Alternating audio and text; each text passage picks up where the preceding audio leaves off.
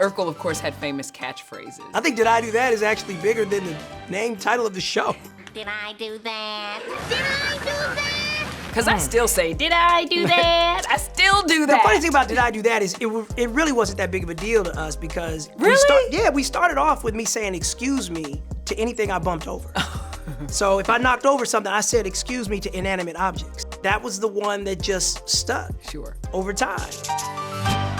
Hey, I'm Jaleel White, and you probably remember me as Steve Urkel and Stefan Urkel. This is E.T. Then and Now. The TGIF classic Family Matters premiered in 1989 and went on to air 9 seasons. Jaleel White's iconic character first appeared in the 12th episode. The then 12-year-old was only booked for a single appearance. Hi, Laura.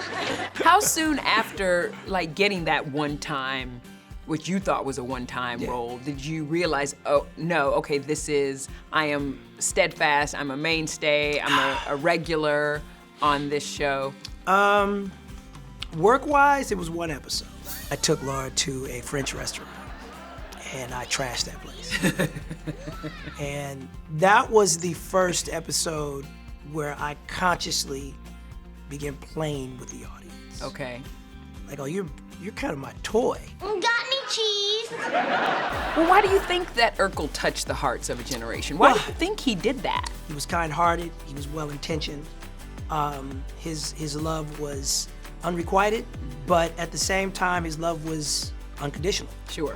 And I think a lot of people can just identify with what he wanted and also feeling awkward in the room. And the thing I love, I really do, and I hope people take away who grew up with TGIF in that era, was that even as I was playing this awkward character and I was doing it with a deft touch, I know I was, in real life, Jaleel at school was just trying to fit in too. Exactly. I was feeling pretty awkward dealing with girls, growing up. I thought you were gonna ask for something astronomical. Would you like to go bungee jumping with me or something? E.T.'s kind of been there with you from the very beginning. Every step. Every step of the way. You have a lot of footage. Yes, so I thought a really good place to start was the first time that we met you. Your very first Entertainment Tonight interview. Stop it. Way back in 1989. I don't even want to see that. When you were on the set of Family Matters. So just take a look at this. Oh, man. The Steve Urkel character was originally supposed to be a one-shot deal. It was really overwhelming. It was really awesome because the week I was here, some fraternity guys, frat guys, were chanting Urkel, and they got the whole crowd really into my character. It just happened on the spur of the moment. Wow, that's surreal watching that. Yeah. Watching me formulate the answers to your question. Yeah. It's surreal watching it. When I look at that, all I see is just innocence, really. What do you remember, though, about auditioning for Steve Urkel? What was going on around me, how my mom was hustling to get me to the audition. I got a call back that my dad could take me, and then I showed up, and there's 2 other boys now dressed like nerds. And on the first call, nobody was dressed up like me. So I think the second call created an air of competition. Sure. And it inspired me to go into the room and not even introduce myself as Jaleel. I walked into the room and I remember introducing myself as Steve Urkel. Nice. That was my little edge. You were method from jump. Again, I didn't have all the terminologies for it. I see these 2 dudes that dress just like me, and I gotta do something to get an edge. Urkel, of course, had famous catchphrases. Because I still say, did I do that? I still do that. The funny thing about Did I Do That is it really wasn't that big of a deal to us because we started off with me saying excuse me to anything I bumped over.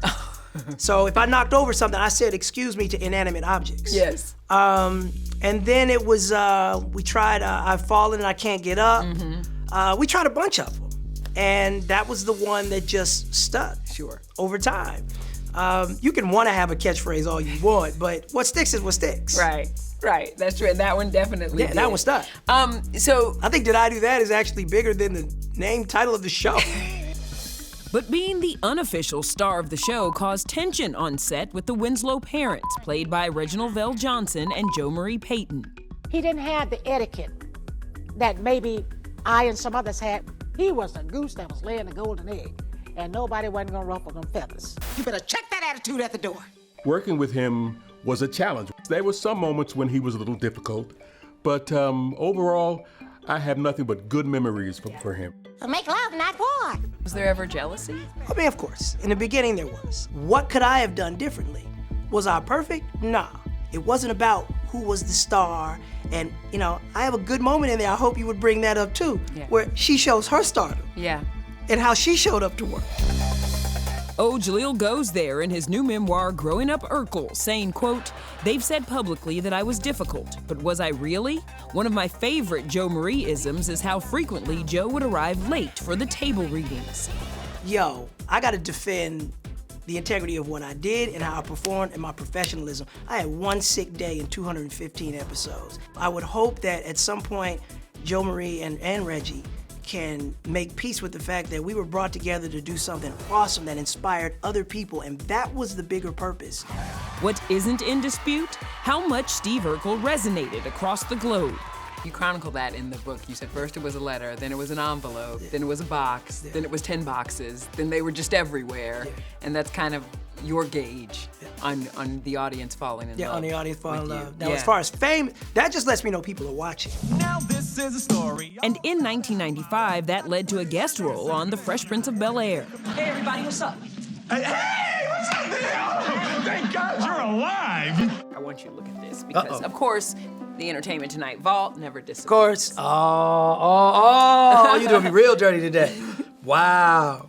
We're not used to seeing you in your non-Urkel role. A lot of people know me as a normal guy, normal cat.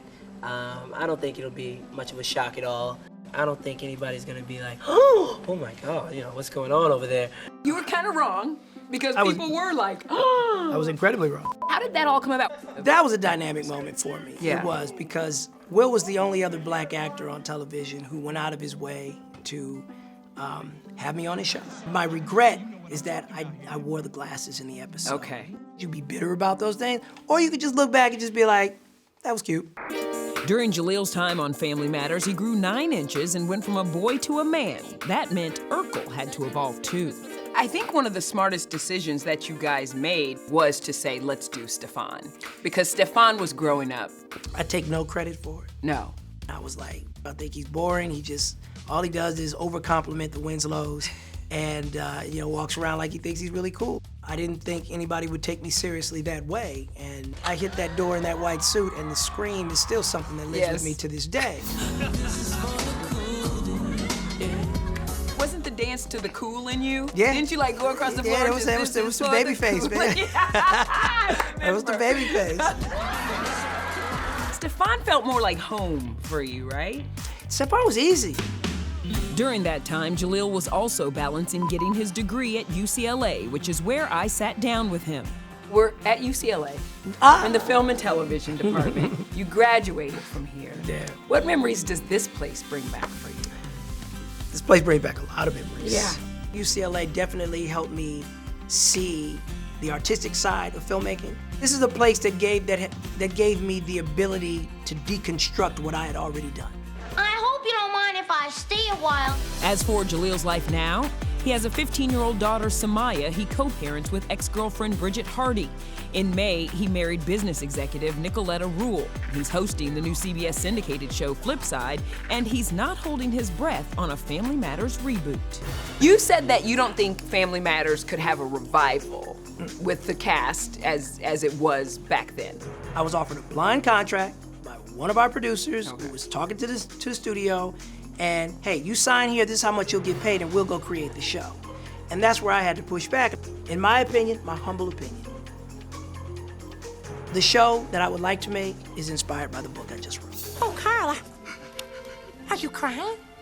For joy, Steve, for joy. A lot of times child actors, ones that had kind of transformative roles or roles that maybe shaped how we look at them, and it's a little tough for them to really embrace it. You know what I'm saying? But it seems like you're like, no. I love Urkel because like he afforded me a lot of who you see today. Yeah, I always have. Yeah. You know, I can't stand the misnomer that I had a problem with my character. I still have all types of opportunities in front of me, great jobs, particularly this year. Yeah. Flipside, I'm loving hosting. It's such a fun game show. If the top answer Family Matters. You're returning to CBS because Family Matters ended on CBS. Did you ever think that you'd be having kind of this resurgence, 25 years later? You know, I don't even, I love that people see it as a resurgence. Yeah. Again, it's for you guys anyway, but I've never stopped working. I've kept working. Sure. The entire time. Sure. I just looked back at my IMDb and I was like, you know, I'm good. Thank you. Let me exhale. Yeah.